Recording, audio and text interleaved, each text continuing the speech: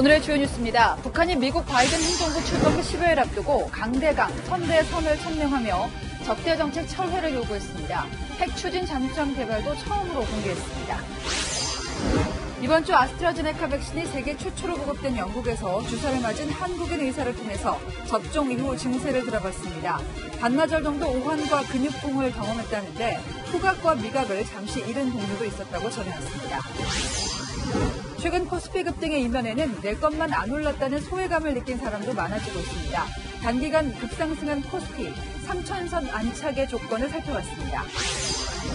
지난 6일 폭설 당시 늑장 제설로 시민들이 큰 불편을 겪은 것과 관련해 서울시가 기상청 국내 예보를 참조해 제설 대책을 세운 사실이 드러났습니다. 기상청이 기상특보가 담긴 홍보문을 5차례나 보냈지만 제대로 반영되지 않았습니다. 제주의 한 외국인 전용 카지노에서 145억 원이 사라졌습니다. 유력한 용의자는 카지노 임원인 50대 여성인데 무게만 300kg에 이르는 현금을 어떻게 빼낼 수 있었는지 의문이 남습니다. 사건을 보도해서 취재했습니다. 뉴스의 조수빈입니다. 핵 추진 잠수함 그리고 신기술 ICBM, 북한이 새 집권할 미국 바이든 차기 행정부를 향해서 오늘 이런 카드를 던졌습니다. 전임 트럼프 행정부가 북한이 미국 본토를 겨누는 것만은 어떤 일이 있어도 막겠다고 했죠. 하지만 북한은 상대가 달라지자 다시 핵 위협이라는 강력한 카드를 눈앞에 꺼내서 흔들었습니다. 먼저 강은하 기자가 분석하겠습니다. 출범을 열흘 정도 앞둔 바이든 미국 대통령 당선인에게 북한이 보내는 메시지는 핵이었습니다. 북한은 핵 추진 잠수함 개발을 처음 공식화하면서 미 본토에 대한 기습 공격 능력을 과시했습니다.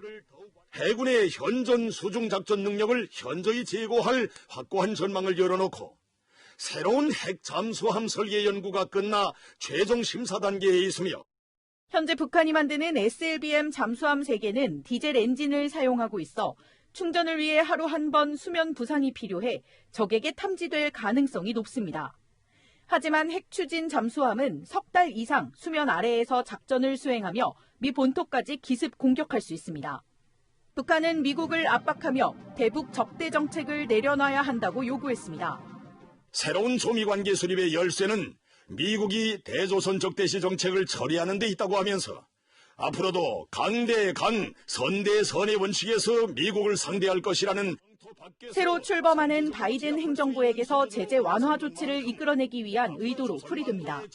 바이든 행정부가 이제 곧 들어서 임박한 시점에 함으로써 이런 걸 가지고 이제 북미 협상력을 더 높이려는 어떤 수사적 표현들이 많이 들어간 거죠. 북한은 전술 핵무기 개발, 극초음속 편두 장착, 고체 연료를 이용한 ICBM 개발을 추진하겠다면서도 적대 세력이 핵을 사용하지 않는 한 핵무기를 남용하지 않을 것이라고 강조했습니다. 채널A 뉴스 강은하입니다. 3년 전 봄날은 곧 열릴 것만 같았지만 결국 또 얼어붙었습니다. 북한은 또다시 핵을 꺼내서 으름장을 놨고요. 한미연합훈련 중단 같은 우리가 들어줄 수 없는 요구를 조건으로 걸었습니다. 그런데도요, 통일부는 평화와 번영, 이런 장밋빛 단어만을 이야기합니다. 계속해서 전혜정 기자입니다. 김정은 국무위원장은 남북관계가 판문점 선언 이전으로 돌아갔다고 비판했습니다. 남북관계의 회복은 전적으로 우리의 태도에 달려있다며 3년 전 봄날과 같이 돌아갈 수도 있다고 여지를 남겼습니다. 그러면서 정부가 수용하기 어려운 한미훈련 중단 등을 조건으로 내걸었습니다. 첨단 군사장비 반입과 미국과의 합동군사 연습을 중지해야 한다는 우리의 거듭되는 경고를 계속 외면하면서 통일부는 북한 보도 5시간 만에 즉시 남북 합의를 이행하려는 우리의 의지는 확고하다는 입장을 냈습니다. 가까운 시일 내에 한반도 평화와 번영의 새 출발점을 만들어 나가기를 기대한다고 메시지까지 전달했습니다. 지난해까지만 해도 남북관계에 대해 자신감을 보였던 문재인 대통령은 최근 남북관계를 둘러싼 여건이 좋지 않다는 점을 일부 인정하기도 했습니다. 여건이 허용한다면 한반도의 백화와 항구적 평화, 남북관계의 발전을 위해서도 마지막까지 노력을 기울일 것입니다. 청와대는 공식 입장을 내진 않았지만 교착 상태에 빠진 남북관계의 변화를 주목하고 있습니다. 국민의힘은 북한이 핵 잠수함 개발을 공식화하자 짝사랑 대북 정책의 결과물이라고 비판했습니다. 남한은 필요에 의한 손쉬운 도구이며 가지고 놀 수 있는 장난감이라는 인식까지 재확인해주니 문재인 대통령은 모레 신년사에서 김정은 위원장 발언에 대한 입장 등 대북 메시지를 내놓을 예정입니다. 채널A 뉴스 전혜정입니다. 코로나19 신규 확진자 어제에 이어서 600명대입니다. 화요일부터 나흘째 1000명 아래를 유지했고요. 사회적 거리두기 기준으로도 이제 3단계 기준을 꺾었습니다. 문제는 거리두기 효과가 보이는 지금 같을 때가 오히려 더 위험하다는 겁니다. 감소 지표가 보이지만 당분간 강력한 거리두기를 이어가야 합니다. 2.5단계 거리두기는 다음 주 일요일까지입니다. 이대로 확진자가 더 떨어진다면 완화하는 압력은 커질 수밖에 없겠죠.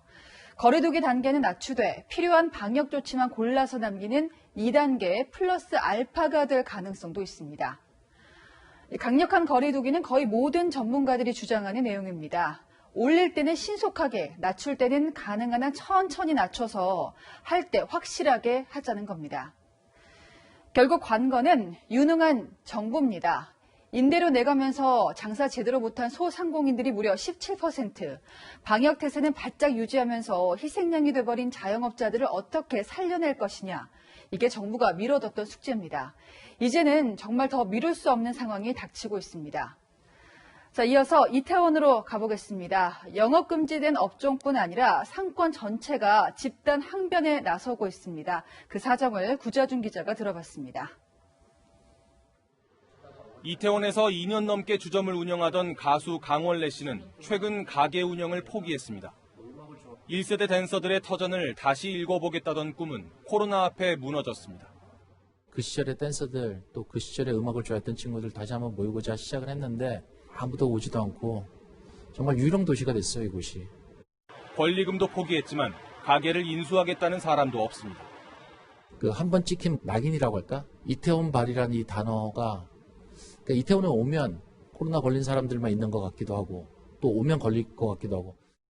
지난해 5월 클럽에서 다수의 확진자가 나온 이후 이태원 상권은 초토화됐습니다. 이 골목에서만 폐업한 가게가 5곳인데요. 철거된 가게에는 잔해가 이렇게 쌓여 있고 이곳의 간판은 옆쪽에 거꾸로 놓여 있습니다. 이태원에 현재 공실률이 약 한 50% 정도 있고 폐업을 한 곳은 한 90% 정도 되고 있습니다. 결국 이 지역 자영업자들이 단체 행동에 나섰습니다. 밤에 운영하는 사업장들이 대부분인 지역 특수성을 감안해 방역 수칙을 재검토해달라고 호소했습니다. 지난 헬로윈을 앞두고 자진 휴업을 결정하는 등 방역 조치에 협조했지만 정부 지원은 없다는 겁니다. 빈소청! 특별 대우를 해달라는 게 아니에요. 그 모든 이야기들을 좀 들어보고 정책을 세우는 게 어떨까 하는. 정부가 방역 수칙 완화 여부를 검토하겠다고 밝혔지만 자영업자들은 당장 하루 버티기도 힘든 상황입니다. 채널A 뉴스 구자준입니다. 네, 정부 발표대로라면 우리는 다음 달 말부터 백신을 맞기 시작합니다. 아스트라제네카 첫 접종이다 보니 막연하게 불안감이 있는 것도 사실인데요. 세계에서 처음으로 아스트라제네카를 마친 영국에서 이 백신을 맞은 한국인 의사에게 맞고 나서 어땠는지를 들어봤습니다. 코로나19에 한 번 감염된 여성으로 일부 항체가 형성됐지만 사흘이 지나도 통증이 느껴졌다는데 한수아 기자가 보도합니다. 영국 동부 지역 공립병원 중환자실에서 근무하는 의사 최미주 씨. 전 세계에서 처음 승인된 아스트라제네카 백신을 지난 화요일 접종했습니다. 힘이 너무 없었어요. 뼈에 근육이 간신히 이렇게 붙어있는 느낌이었어요. 근데 그게 한 12시간 정도 갔었어요. 반나절 정도 이어지던 오한과 근육통은 다음 날 많이 사라졌지만 사흘이 지난 지금도 팔 통증은 여전합니다. 지금도 사실 조금 옥신옥신하거든요. 만지면 운동한 것처럼 옥신옥신하긴 한 건 있어요. 지난해 환자들을 돌보다 코로나19에 감염됐다가 회복한 최 씨. 몸속에 항체가 일부 만들어졌지만 접종 뒤 또 통증이 나타난 겁니다. 아스트라제네카 백신을 함께 맞은 일부 동료는 코로나19 환자에게 나타나는 후각 상실과 유사한 증세도 경험했습니다. 코로나 증상이랑 비슷하게 왔다는 분들도 꽤 계셨었어요. 백신을 맞고 냄새가 안 맡아진다고 그러고 맛이 잘 안 난다고 말씀하시는 분들이 좀 있었어요. 효과가 더 좋다고 알려진 화이자 백신도 세계에 처음으로 도입한 영국. 변이까지 전파되며 하루 6만 명대 확진자가 쏟아지고 있어 접종자들은 백신을 선택할 여유가 없다며 영국 현지 분위기를 전합니다. 접종 후 증상은 잠시일 뿐. 백신 접종을 통한 집단 면역만이 대유행 사태를 끝낼 수 있다는 믿음을 가져야 한다고 강조합니다. 너 실험 지라고 네가 막 이런 얘기를 했었어요. 걱정 많이 안 하시고. 영국인들이 다 먼저 맞았으니까. 채널A 뉴스 한서입니다. 다음 뉴스입니다. 코스피가 달아오르면서 확실히 주식 투자에 뛰어드는 분들 많아졌습니다. 그러다 보니까 이런 하소연도 종종 듣습니다. 남들 다 올랐다는데 내가 산 것만 안 오른다. 또 투자할 여력이 없는데 조바심만 난다. 걱정이 크다 못해서 우울증, 화병으로 커지기도 합니다. 먼저 최성 기자입니다. 대학생 김혜림 씨는 열흘 전 아르바이트로 번 돈으로 주식 계좌를 개설했습니다. 망할 수밖에 없다라는 얘기를 너무 많이 들어서 그래서 저도 손을 안 대야 되겠다라고 생각을 했었는데 주변에 너무 많이 대박이 터진 케이스들을 듣다 보니 하지만 언젠가는 손해를 보지 않을까 불안한 마음이 큽니다. 정보가 거치고 저한테 오는 건데 그때 타이밍을 잘 잡을 수 없을 것 같아서 많이 무서워서 주식 초보를 뜻하는 주린이가 뛰어들고 있는 주식시장.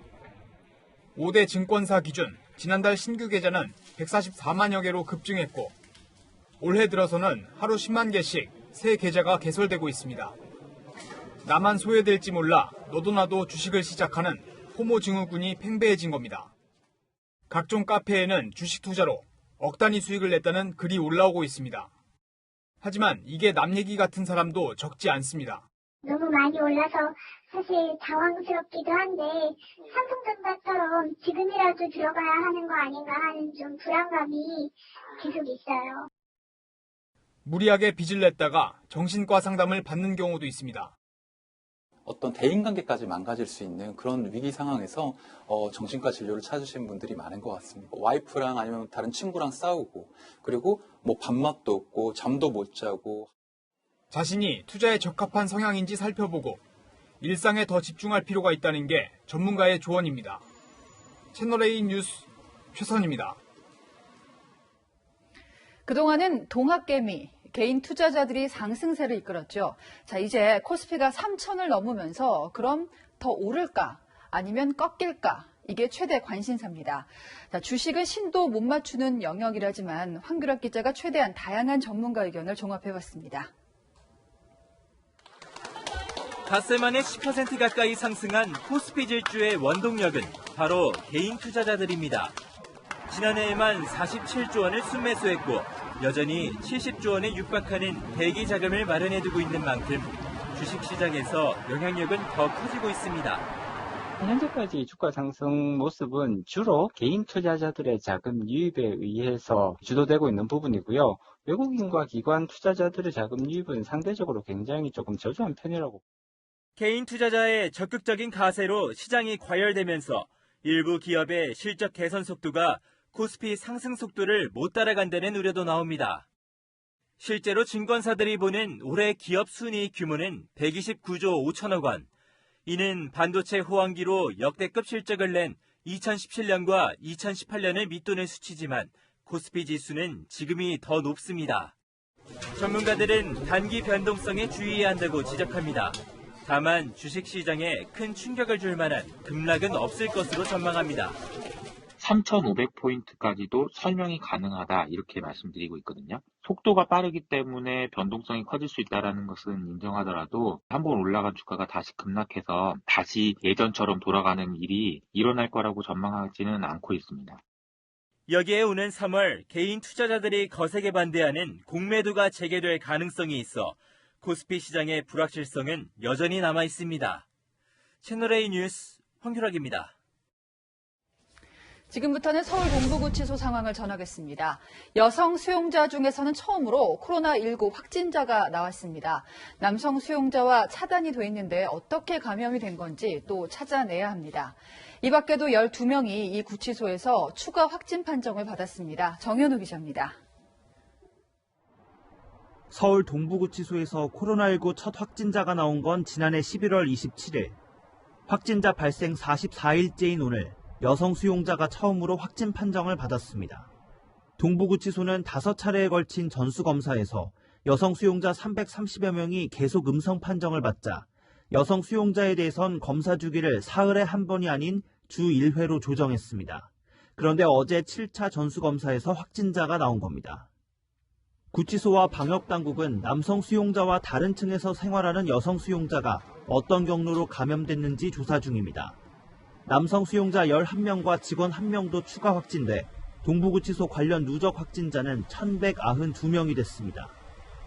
대검찰청은 교정시설 집단 감염과 관련해 추미애 법무부 장관이 직무유기 혐의로 고발당한 사건을 서울 동부지검에 맡겼습니다. 추 장관은 그동안 SNS 글과 국회 발언을 통해 구치소 구조로 인한 감염이라고 설명해왔습니다. 이명박 정부 당시에 이 초고층형 밀집 수용시설 지은 것 같습니다. 일각에선 추 장관 취임 후 요직에 발탁된 김관정 동부지검장이 수사를 맡은 것에 대한 우려의 목소리도 나옵니다. 채널A 뉴스 정현우입니다. 네, 이렇게 여성 수용자 중에서도 확진자가 나오면서 서울 동부구치소발 집단 감염 우려가 커지고 있습니다. 사회부 남영주 기자가 나왔습니다. 자, 남 기자 계속 취재를 해왔는데 44일 동안 어떤 일들이 있었는지 좀 정리를 해볼까요? 네, 지난해 11월 27일 구치소 직원이 처음 확진됐고 3주 뒤인 12월 18일 1차 전수검사가 이뤄졌습니다. 어제까지 모두 7차례 검사가 있었는데요. 매번 수백 명에서 십수명씩 확진자가 늘어 현재까지 누적 확진자는 1,192명입니다. 네. 그리고 새해 첫날 추미애 장관이 뒤늦게 동부구치소 집단 감염에 대해 사과했습니다. 네. 자, 그런데 추 장관은 사과한 다음 날에도 SNS에 대책을 설명을 했습니다. 그런데 장관이 말한 대로 상황이 나아진 게 맞는지 궁금한데요. 네, 이게 저희가 그 동부구치소 입수한 동부구치사 수용자 편지인데요. 사본이군요. 네, 지난달 27일부터 지난 4일까지 가족에게 쓴 겁니다. 네. 편지 내용이 모두 사실이라고 단정지을 수는 없기 때문에 추 장관이 2일 올린 글과 다른 부분을 짚어보고 법무부 해명도 잠시 뒤에 설명하겠습니다. 네, 먼저 추 장관 글을 보면요. 확진자와 밀접 접촉자는 수시로 체크해 대응하고 있다고 했는데 3일 작성된 수용자 편지에는 몇 시간째 인터폰을 눌러도 아무 응답이 없다고 주장합니다. 상담됐군요. 예. 네, 추 장관은 또 수용자들이 방역 상황에 대한 설명을 듣고 안정된 상태라고 했는데요. 수용자는 자신의 상태를 알려주지 않는다면서 욕하고 소리 질러도 무시한 채 지나간다고 했습니다. 이 편지를 보낸 수용자는 6차 전수 검사에서 확진 판정을 받았습니다. 저희가 사실은 좀 더 확인을 해봐야겠지만 수용자 가족들 입장에서는 이런 편지를 받으면 굉장히 답답하잖아요. 그러니까 추 장관이 말한 대로 가족들한테 이 상황을 설명을 잘 하고 있습니까? 네, 가족들은 아직도 정보가 제한적인 것 같다고 합니다. 교정 당국에서 전화가 오기는 하는데 자세한 사정은 모른다거나 다음 주부터 확진자도 편지를 보낼 수 있으니 편지로 확인하라는 취지로 말한다는 겁니다. 자세하게 좀 얘기를 해달라니까는 다음 주부터 이 양성 확진자도 편지가 가능하다. 그러니까 아마 수용자가 자세하게 편지 써서 보낼 것이다. 제 생각에는 지금 동부에 남아있는 사람들이 다 확진이 돼야지 끝나는 게임 같아요. 네, 수용자 가족은 어느 부서와 통화하느냐에 따라서 들을 수 있는 내용도 제각각이라고 했습니다. 자, 그러니까 어떤 부서에서는 좀 자세히 설명하고 또 어떤 부서는 내용을 잘 모르더라 이런 얘기인데 법무부 입장은 어떻습니까? 네, 구치소로 전화할 경우 전화를 건 사람 신분 확인이 쉽지 않아서 일일이 응대하기 힘들다고 설명했습니다. 직원이 전화했을 때 이제 물어보면 건강 상태를 제대로 알려주고 있다는 겁니다. 앞서 보셨던 편지에서 수용자가 배를 눌러도 응답이 없다, 상태를 알려주지 않는다라고 한 것에 대해서도 개인의 주장일 뿐이라고 선을 그었습니다. 교도관도 이제 수용자도 교도관도 힘든 상황이라서 교정 당국의 대처가 만족스럽지 못할 수 있겠지만 해야 할 일은 적극적으로 하고 있다는 설명입니다. 네, 지금까지 남영주 기자였습니다. 네, 지난 6일 폭설이 한강이 얼었습니다. 횟집 수족관에 살아있던 문어는요 그대로 냉동이 됐습니다. 공항에서 발이 묶인 시민은 지옥 같은 시간이었다고 이야기를 합니다. 초강력 한파로 모두가 고생했던 나흘, 김태형 기자가 취재했습니다. 항구 일대가 하얀 눈밭으로 변했습니다. 바깥에 내놓은 물통은 바가지가 담긴 채 그대로 얼어붙었고 수족관도 눈과 고드름으로 뒤덮였습니다. 안에 있던 고기들도 그대로 얼어 죽었습니다. 너무 추워가지고 얼은 거예요, 다 이런 거. 일부 가게는 눈과 바람을 못 이겨 이렇게 완전히 무너져 버렸습니다. 코로나 사태에 한파 피해까지 겹치면서 상인들은 망연자실한 상태입니다. 지금 뭐 길도 다 안 녹아 있고 그런데 이제 여기 뭐 동네 코로나도 시끄럽고 하니까 그게 문제죠. 어민들도 속이 탑니다. 바다가 꽁꽁 얼어붙으면서 조업은 일찍이 포기했습니다. 바다에 쳐놓은 그물이 강풍과 폭설에 훼손되면서 부담만 더 커졌습니다. 바람 맞아갖고 눈 맞고 풍랑도 떨어져갖고 어장이 다 찢어서 지금 빼오는 이거. 공항이 모처럼 활기를 띱니다. 기상 악화로 무더기 결항이 이어지던 제주공항에서 항공기 운항이 재개되면서 항공사 카운터마다 표를 구하려는 사람들이 몰렸습니다. 제주에 발이 묶였던 관광객들은 드디어 집으로 향하는 비행기 표를 구하고 안도의 한숨을 내쉽니다. 항공권 며칠 만에 구하신 거예요? 4일 만에요. 아예 돌아다니지 못하고 생지역이었어요. 한파와 폭설은 내일도 이어질 것으로 예보된 상황. 주민들의 불편은 한동안 계속될 전망입니다. 채널A 뉴스 김태형입니다. 네, 다들 고생하셨죠. 폭설이 쏟아졌을 때 서울시가 웬일인지 눈을 늦게 치우는 바람에 시민들 고통이 매우 컸습니다. 기상청이 오보를 했을까요? 아닙니다. 오히려 폭설이 올 거라고 일찌감치 알렸다는데 서울시는 왜 헛발질을 했을까요? 박건영 기자입니다. 지난 6일 폭설 당시 서울시가 제설 작업에 나선 건 오후 6시 30분. 퇴근길과 맞물려 제설 차량은 제 역할을 못했고 도로는 아수라장이 됐습니다. 논란이 불거지자 서울시는 폭설 예보가 부정확했다며 기상청 탓을 했습니다. 하지만 기상청은 이날에만 서울시에 5차례나 통보문을 보낸 상태였습니다.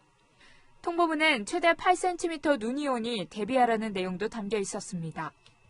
하지만 서울시가 제설 대책에 반영한 건 통보문이 아니었습니다. 서울시 관계자는 기상청 홈페이지에서 동별로 기상정보를 알려주는 동네 예보를 참조했다고 털어놨습니다. 서울을 4개 권역으로 나눠 폭설과 강풍 등 기상특보를 사전에 알려주는 통보문과 달리 동네 예보는 동 단위로 기온과 강수량 등 간략한 정보 전달에 그칩니다.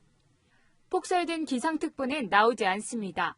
통지문 광범위하게 돼 있으니까 지역 예보를 쓴 것 같아요. 보통 그걸 더 신뢰하는 경우가 많아요. 저희들이 잘못 쓴 거라고 생각해요. 기상청은 황당하다는 반응입니다.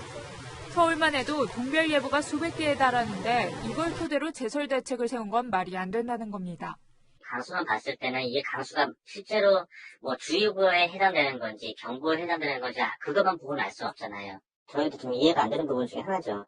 기상청의 사전 통보를 무시하고 현재 동별 날씨만 살피다 제설 작업의 골든타임을 놓친 것 아니냐는 비판이 나옵니다. 채널A 뉴스 박관영입니다. 우리야 전 대통령이 탄핵을 당해서 그랬다지만 미국 대통령 취임식장에도 전 현직 대통령이 함께 서지 않습니다. 152년을 이어온 전통이 깨지는 겁니다. 자, 이제 전직이 될 트럼프 대통령은 8,900만 명과 직접 소통하던 트위터 계정도 영구 정지를 당했고요. 취임식도 참석하지 않겠다고 버텼습니다. 이런 전임자한테 후임인 바이든 당선인은 어떻게 반응했을까요? 워싱턴 김정환 특파원입니다. New administration will be inaugurated on January 20th. My focus now turns to ensuring a smooth, orderly, and seamless transition of power. 지지자들의 의사당 난입 사건 다음 날 역풍이 불자 트럼프 대통령이 처음 대선 패배를 인정했지만 결국 바이든 당선인 취임식엔 가지 않겠다고 밝혔습니다. 취임식에 퇴임하는 대통령이 모습을 드러내지 않는 것은 앤드루 존슨 대통령 이후 미 역사상 152년 만에 처음입니다. 전 현직 대통령이 모두 참석하는 화합회장인 취임식 전통이 깨지게 된 겁니다. 불참 소식을 전해들은 바이든 당선인은 오히려 잘 됐다며 대신 펜스 부통령의 취임식 참석을 환영했습니다. One of the few things he and I have ever agreed on. It's a good thing I'm not showing up. 취임식 전날 트럼프 대통령은 전용기 에어포스 1을 타고 본인의 리조트가 있는 플로리다로 향할 것으로 보입니다. 20일 취임식을 전후로 또 다른 폭력 사태가 우려되는 가운데 트위터는 트럼프 대통령의 계정을 영구 정지시켰습니다. 폭력을 또 선동할 위험이 있다는 겁니다.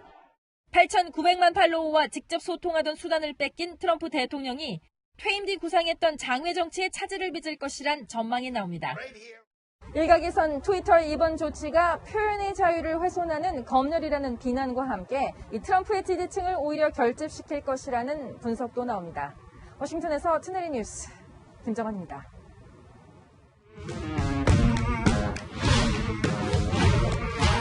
여랑여랑 이민찬 기자와 함께하겠습니다. 첫 번째 주제 보겠습니다. 자, 지금 누가 흔들리고 있습니까? 원팀입니다. 원팀?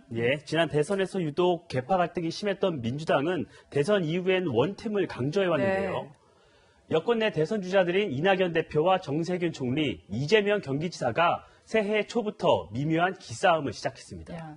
민주당의 원팀이 흔들린다. 대표적인 게 재난지원금입니다. 이재명 지사가 전 국민한테 신속하게 또 지역화폐로 지급해야 한다고 제안을 하자 정세균 총리가 좀 강한 표현을 썼습니다. 단세포 같은 논쟁을 그만둬라 이렇게 경고를 했는데 이게 설전으로 번졌잖아요. 마무리가 됐습니까? 이재명 지사의 최측근이죠. 정성호 의원이 돼지 눈에는 돼지만 부처님 눈에는 부처님만 보인다는 글을 올려서 정 총리를 겨냥한 것 아니냐 이런 해석이 나와서 논란이 있었는데요. 이재명 지사가 답을 했습니다. 고맙다, 말씀 잘 새기겠다, 전적으로 동의한다 같은 표현을 반복하면서 자신을 낮췄는데요. 하지만 후퇴한 건 아닙니다. 전 국민 보편 지원도 검토할 수 있다는 입장은 고수했습니다. 유력 대선 주자인 만큼 공격에 빌미를 주지 않고 수위 조절에 들어간 걸로 보입니다. 자, 그런데 정세균 총리도 좀 의외였던 게 전 국민 재난지원금 지급 가능성을 정 총리도 언급하지 않았습니까? 맞습니다. 지난해 정 총리 발언 들어보시죠. 다 들이대 고소득자들에 대해서는 다시 환수한다고 하는 장치가 마련되는 그런 전제 조건이 충족이 된다면 보편적으로 못할 일도 없지 않나. 정 총리는 최근 한 인터뷰에서도 전 국민 재난지원금에 긍정적인 입장을 보였습니다. 그렇죠, 다만 코로나19 진정된 이유 등 지급 시기와 방식이 다른 겁니다. 이낙연 민주당 대표가 사면 카드로 통합을 띄우고 이 지사가 여론조사에서 앞서 나가자 정세균 총리도 공격적인 표현으로 존재감을 부각시켰다는 분석이 나옵니다. 여권의 원팀이 균열되고 있는 양상인데 이게 당원 게시판도 마찬가지입니다. 지지층끼리 기싸움을 벌이고 있죠. 맞습니다. 민주당 권리당원 게시판에서 때 아닌 투표가 진행 중입니다. 사흘 전에 매번 정부 정책에 반대한다는 이유로 이재명 지사 출당에 대한 찬반을 묻는 글이 올라왔습니다. 같은 날 이명박 박근혜 전 대통령 사면론을 꺼낸 이낙연 대표 퇴진을 묻는 글도 올라왔는데요. 상대방 지지층이 올린 걸로 추정됩니다. 자, 그 결과를 보면 현재 민주당 안에 누구의 지지층이 더 많은지는 알 수가 있겠습니다. 그렇겠죠. 다음 주제 보겠습니다. 탈당 제조기. 지금 김병욱 의원이 성폭행 의혹을 받고 있어요. 물론 이제 고소하겠다고 받아치고는 있지만 이 탈당을 비판하는 목소리가 야당이 아닌 여당에서 나왔어요. 맞습니다. 김남국 민주당 의원은 SNS에 국민의힘을 향해서 탈당 제조기라고 비판했는데요. 김병욱 의원 국민의힘에선 세 번째 탈당입니다.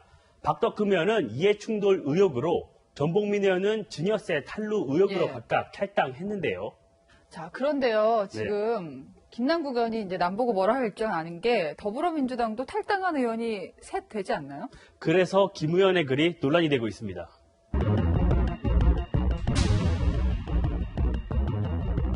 위법사는 전혀 없습니다.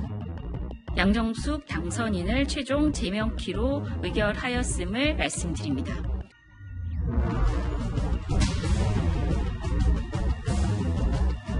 국회의원 김홍거를 제명한다.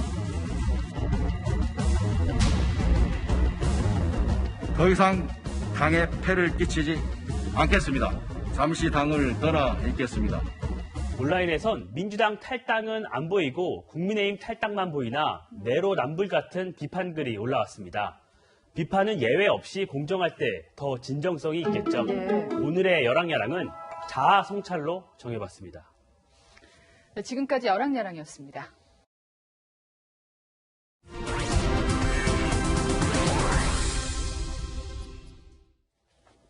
내 돈 주고 산 신축 아파트에서 멀쩡히 잘 사는데 갑자기 쫓겨날 처지가 된다면 얼마나 황당할까요? 그것도 내 잘못이 아니라 나한테 집을 판 전주인, 전전주인 때문이라면 말입니다. 알고 보니 내 집은 참 매수자가 불법으로 청약에 당첨이 된 거였고 책임을 물으려고 해도 이미 돈만 챙겨서 손을 털어버렸습니다. 이서연 기자가 현장 취재했습니다. 2016년 분양한 부산의 한 고급 아파트 단지입니다. A씨는 이듬해인 2017년 분양가보다 2억 가까이 높은 가격을 주고 아파트를 구입했습니다. 그런데 3개월 전 시행사로부터 갑자기 집을 빼라는 통보를 받았습니다. 올해 갑자기 10월달에 이렇게 통보가 받으니까 하늘이 무너지는 것 같죠. 손이 떨려서 제가 어떻게 할 수가 없어서. 아파트를 분양받은 원 당첨자가 청약 과정에서 부정을 저질렀다는 게 이유였습니다. 이 아파트를 분양받은 258세대 중 41세대가 위장 결혼이나 위장 임신 등의 방법으로 부정 청약을 한 사실이 경찰 수사 결과 확인된 겁니다. 하지만 부정한 수법을 동원한 원 당첨자들은 이미 큰 차익을 남기고 아파트를 팔아치운 상태였습니다. 부정 청약 사실을 전혀 모른 채 아파트를 샀다는 입주자들은 내 집 마련의 꿈을 이루려는 선량한 사람들만 피해를 봤다고 주장합니다. 이 집은 제가 원 당첨자한테 물건을 매수한 게 아니고 세 분자가 제가 물건이 넘어온 거거든요. 전매해가지고. 현행 주택법상 부정 청약 사실이 발각될 경우 아파트 소유자가 바뀌었더라도 시행사는 계약을 취소할 수 있습니다.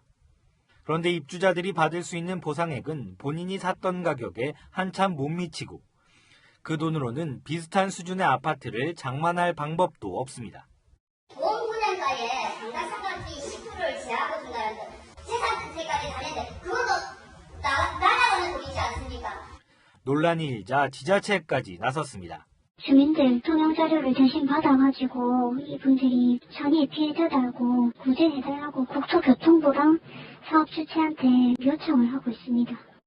반면 시행사 측은 부정청약 아파트의 계약을 취소하는 건 정부 지침이라는 입장을 고수하고 있어 갈등은 법적 분쟁으로까지 이어질 전망입니다.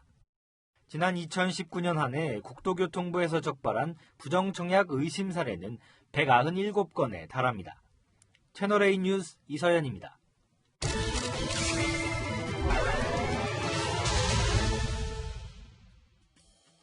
제주도의 한 외국인 전용 카지노에서 현금 145억 원이 감쪽같이 사라졌습니다. 카지노의 촘촘한 감시망 속에서 어떻게 이런 일이 가능했던 걸까요? 영화 속 대사가 떠오릅니다. 근데 CCTV는 어떻게 피하죠? 그건 걱정하지 마. 나랑 뽀빠이가 좀 놀아줄 테니까. 카지노 금고털이를 주제로 한 영화 도둑들에선 10명의 기술자들이 역할을 나눠 범행을 모의합니다. 이번 사건의 유력한 용의자는 카지노 임원인 50대 말레이시아 국적 여성입니다. 그런데 과연 이 여성 혼자 이 엄청난 돈을 빼내갈 수 있었을까요? 자, 카지노로 갑니다. 애니콜, 전반호, 니네들이 오늘 밤 한 팀이다. 자, 레디, 액션!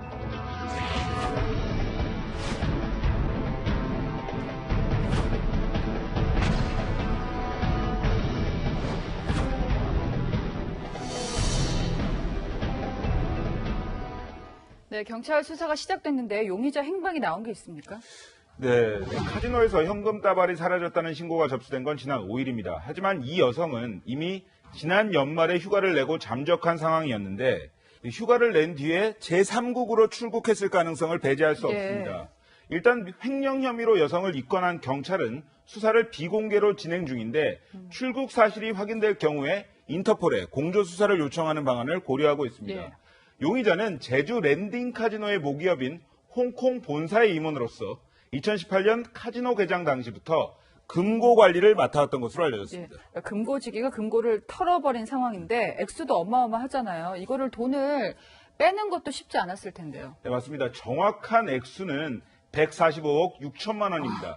연봉 4천만 원을 받는 직장인이 평생 한 푼도 쓰지 않고도 364년을 모아야 하는 돈입니다. 네. 모두 5만 원권이라고 하더라도 29만 장이고 무게만 300kg 가까이 됩니다. 어디론가 옮기려면 20kg짜리 사과 박스를 15개 정도 필요한데 경찰은 공범이 있을 가능성에 주목하고 있습니다. 랜딩 카지노에는 CCTV만 해도 수백 개가 달려 있는데 금고 비밀번호를 알고 있다고 하더라도 여성 혼자 힘으로 이렇게 촘촘한 감시망을 뚫을 수 있었을지엔 의문이 남습니다. 그러니까 무게가 300kg이 될 수도 있다. 돈이 이미 해외로 빠져나갔을 가능성도 있죠. 네, 현실적으로는 현찰을 해외로 직접 가지고 나가기는 힘듭니다. 왜냐하면 공항이나 여객터미널을 이용할 때 화물도 검색대를 통과해야 하는데 그 과정에서 발각됐을 거란 겁니다. 환전 후에 외국으로 송금을 했을 가능성도 나오긴 합니다만 금융실명제 이후에 고액의 돈을 환전하거나 송금하면 금융당국의 기록이 남습니다. 그렇죠. 이것도 쉽지 않다는 분석이 나옵니다. 다만 조직적으로 움직였다면 얘기는 좀 달라집니다. 도둑들처럼, 그렇습니다. 경찰은 오랜 기간에 걸쳐서 여러 사람을 통해서 해외로 반출을 했거나 또는 미랑 선박 등을 이용해서 돈을 옮겨갔을 가능성도 배제하지 않고 있습니다. 자, 이것도 궁금합니다. 아무리 카지노에 돈이 많이 들어온다고 해도 이렇게 많은 돈을 금고에 실물로 갖고 있었잖아요. 돈의 성격을 두고도 말이 많은데요. 예, 논란이 이렇습니다. 그러자 카지노 측이 입장문을 냈습니다. 사라진 돈은 홍콩 모기업이 자회사인 카지노에 맡겨놓은 돈일 뿐이라면서 카지노 운영과는 전혀 상관이 없다고 해명을 했습니다. 하지만 홍콩 본사 돈을 자국도 아니고요. 금융기관도 아니고요. 왜 한국 자회사에 맡겼는지에 대해선 아직도 의문이 풀리지 않고 있습니다. 다른 의도가 있는 작품이라면 저희들이 뭐 신고를 하겠습니까? 비자금이나 이런 건 아니다. 그럴 가능성은 없는 것 같아요. 카지노에다 외국 기업에다 막 하니까 문제 없다고 좀 하고 있습니다. 그룹 자금이라고만 하니까 구체적인 거는 사실 저희들도 알 수도 없고. 네, 그런데 주목해야 할 점은 또 있습니다. 사라진 용의자가 홍콩 본사 양주의 전 회장의 측근으로 알려져 있다는 건데 이 양주의 전 회장 랜딩 카지노가 있는 제주 신화월드에 1조 7천억을 투자했지만 2018년 금융사기 사건에 연루되면서 현재는 경영에서 배제된 상태입니다. 홍콩 본사 전 회장과 사라진 여성의 관계도 좀 수사를 해봐야겠습니다. 지금까지 사건을 보다 최석호 기자였습니다. 네, 코로나19 때문에 술도 집에서 마시는 시대죠. 작년 한 해 한국인들은 우유만큼 와인을 마셨다는 얘기도 있습니다. 편의점에서 와인을 팔기 시작한 게 타이밍상으로도 딱 맞아떨어졌는데 궁금한 게 있습니다. 죄다 수입산인데요. 적더라도 국산 와인을 찾는 건 왜 이렇게 어려울까요? 김유빈 기자가 알아봤습니다. 바닥부터 천장까지 가득 채운 와인들. 원산지를 보니 스페인산, 이탈리아산 등 다양합니다. 국산 와인도 있을까? 자세히 보면 구석에 2병이 있지만 소비자들이 찾기는 어려워 보입니다. 다른 편의점도 사정은 비슷합니다. 원하는 와인을 사전 주문할 수는 있다지만 국산 와인 주문율은 낮습니다. 그렇게 많이 찾으시지는 않습니다. 아무래도 해외 와인이 더 알려진 만큼 산머루 와인, 청포도 와인 등 종류는 다양하지만 작은 농가에서 생산하는 게 대부분이어서 소비자들에겐 낯섭니다. 직접 이제 본 적은 아직 본 적은 없어요. 좀 쉽게 살 수 있으면은 구매를 할 것 같아요. 외국 거보다는 한국 거 사는 게 좋으니까. 유통사 입장에선 인지도가 낮은 국산 와인 입점이 망설여집니다. 판매량이 어느 정도 개런티가 되어 있는 제품들을 놓고 판매를 하고 싶지 잘 안 알려진 국산 와인을 굳이 내가 모험을 할 필요가 없잖아요. 5년 전 국산 수제 맥주 역시 비슷한 상황이었지만 주세법이 개정되고 소매점 유통이 허용되며 폭발적으로 성장했습니다. 수입산 못지않게 맛과 향을 발전시킨 맥주업계의 노력도 한몫했습니다. 장점이 만약에 없다면 국산이라고 해서 무조건 마셔야 된다라는 당위를 찾기는 좀 어렵다고. 고유의 포도 품종을 개발하고 홍보해서 와인 본고장인 유럽에 수출까지 한 일본과 중국의 사례도 배울만 합니다. 국산 수제 맥주들은 편의점에서 당당하게 한 자리를 차지하고 있는데요. 이 국산 와인도 대중화에 성공할 수 있을지 주목됩니다. 채널A 뉴스 김유빈입니다. 최강 한파로 한강이 얼어붙었습니다. 2년 만에 결빙이 관측된 건데요. 이 한강은 한강대교 2번에서 4번 교각 사이 100m 구역이 완전히 얼어야 공식 결빙으로 인정됩니다. 이 평년보다 나흘이나 일찍 한강을 얼린 이 한파 언제까지 계속될까요? 앞으로 기온은 차츰 오름세를 보이긴 합니다만 다음 주 월요일까지 중부지방을 중심으로는 영하권 추위가 이어지겠습니다. 이후 화요일 오후부터는 다시 영상권을 회복하면서 추위가 누그러질 전망입니다. 내일 날씨 알아보겠습니다. 일요일인 내일은 서울의 아침 기온 영하 15도, 춘천은 영하 20도까지 떨어지겠고요. 낮에도 서울은 영하 2도, 대전은 영하 1도에 머물겠습니다. 한편 서해안과 제주에는 나흘째 눈이 이어지고 있습니다. 내일 오전까지 울릉도와 독도에는 5에서 20cm, 제주 산지와 전남 해안에는 최대 8cm 정도의 눈이 더 내리겠습니다. 또 내일 오후부터 중부에는 눈이 조금 날리는 곳도 있겠습니다. 날씨였습니다. 시청해주신 여러분 고맙습니다. 내일도 뉴스입니다.